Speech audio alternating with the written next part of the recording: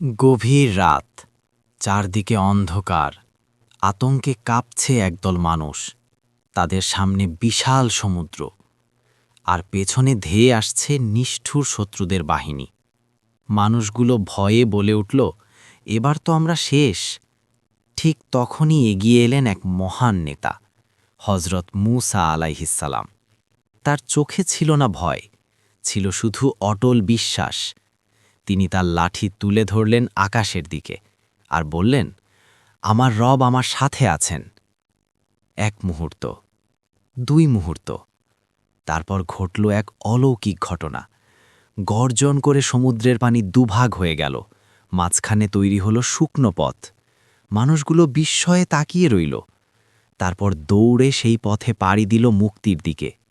আর পেছনে অহংকারী শত্রুরা ডুবে গেল নিজেদের অহংকারী। শেষ কথা, যেখানে ভয় শেষ, সেখানেই শুরু হয় বিশ্বাসের শক্তি।